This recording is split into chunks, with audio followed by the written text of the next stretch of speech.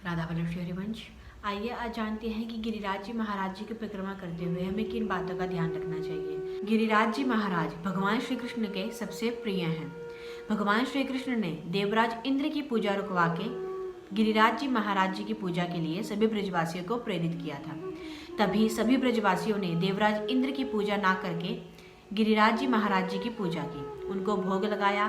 तभी गिरिराज जी महाराज ने उस भोग को पाया। इसके बाद भगवान श्री कृष्ण ने पूरे गिरिराज जी की परिक्रमा सभी ब्रजवासियों से करवाई। 21 किलोमीटर के एरिया तक गिरिराज जी महाराज जो हैं वो विराजमान है ब्रज में, और 21 किलोमीटर की परिक्रमा होती है गिरिराज जी महाराज जी की। गिरिराज जी महाराज श्री कृष्ण भगवान के सबसे प्रिय हैं। ये भी एक कारण है कि उनकी शीला को ब्रज से बाहर नहीं लेकर आते हैं।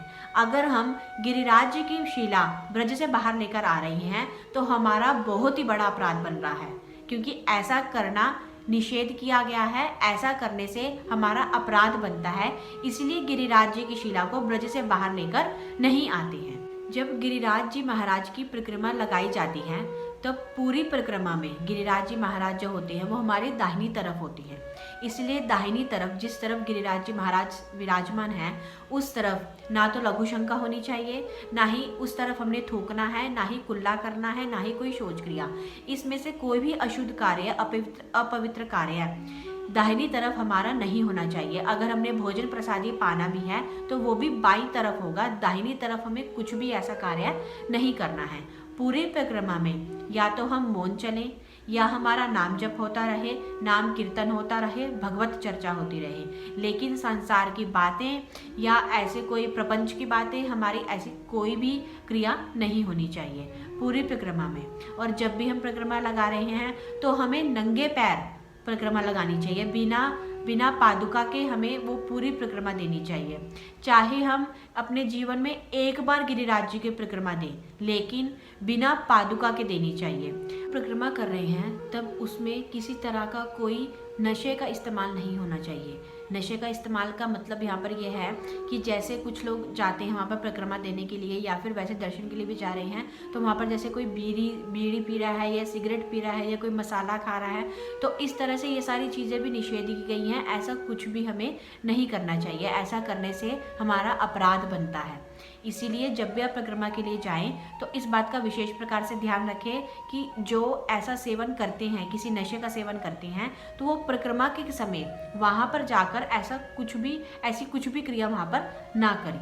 परिक्रमा का मतलब होता है कि हम पूजा कर रहे हैं, तो क्या हम पूजा के समय अपने पैरों में पादुका पहनते हैं? क्या हम ऐसा कोई गलत आचरण करते हैं, या कोई गलत ऐसी वार्ता करते हैं, या संसार की बातें करते हैं? उस समय हम सिर्फ भगवत चर्चा करते हैं, भगवान की तरफ देखते हैं, उनका चिंतन करते हैं, उनका नाम जप करते हैं, उनका ध्यान करते हैं। इसीलिए जब भी हम गिरिराज जी महाराज की परिक्रमा के लिए जाएं, चाहे गिरिराज जी की परिक्रमा हो, चाहे वृंदावन की परिक्रमा हो, चाहे आप ब्रज 84 की परिक्रमा लगा रहे हैं, चाहे बरसाना की परिक्रमा लगा रहे हैं, अगर आप इनमें से कोई भी परिक्रमा लगा रहे हैं तब आपको केवल भगवान का चिंतन होना चाहिए, भगवान का नाम जप होना चाहिए, या नाम कीर्तन होना चाहिए, या भगवत चर्चा होनी चाहिए। ऐसी कोई संसार की बातें नहीं हमें करनी चाहिए, और ना ही ऐसा कुछ छल कपट की बातें, मतलब किसी भी तरह की कोई संसार की बातें नहीं होनी चाहिए। अगर हमने कुछ करना है तो भगवत चर्चा हो, नहीं तो मौन चले, या फिर नाम जप या नाम कीर्तन करते हुए हमें अपनी पूरी परिक्रमा को देना चाहिए, क्योंकि जो परिक्रमा है वो एक तरह से भगवान की पूजा है। जब अगर हम ये सारी बातें पूरी करते हुए, जैसे कि नाम जप करते हुए, नाम कीर्तन करते हुए, या फिर भगवत चर्चा करते हुए, अगर हम ये सभी चीज़ें करते हुए और बिना पादुका के अगर हम परिक्रमा दे रहे हैं, चाहे हम अपने जीवन में एक ही बार क्यों ना दें, अगर हमारे में सामर्थ्य है और अगर हम एक बार भी अगर परिक्रमा दे देते हैं, चाहे वृंदावन की हो, ब्रज 84 कोस की परिक्रमा हो, गिरिराज जी महाराज जी की परिक्रमा हो, या बरसाना की परिक्रमा हो, अगर हम इनमें से कोई भी परिक्रमा अपने जीवन में एक बार पूरे नियम के साथ कर लेते हैं, तो हम कभी भी 84 लाख योनियों में फिर कभी नहीं जाते हैं। ये इन परिक्रमाओं का फल है। हमारा जो ये परिक्रमा है, हमें भगवत प्राप्ति करवाने वाली परिक्रमा है सभी के सभी। इसीलिए हमें इन परिक्रमा को पूरे नियम के साथ विशेष प्रकार से इन सभी बातों का ध्यान रखते हुए ये सभी परिक्रमाएं देनी चाहिए। अगर हम पूरे भाव के साथ गिरिराज जी महाराज जी की परिक्रमा देते हैं तो गिरिराज जी महाराज जी की परिक्रमा हर मनोकामना को पूरा करने वाली होती है।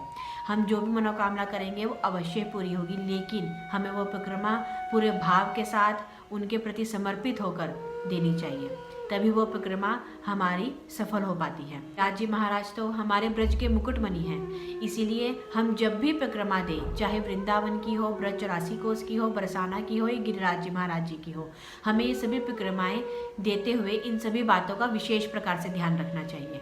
राधा वल्लभ श्री हरिवंश।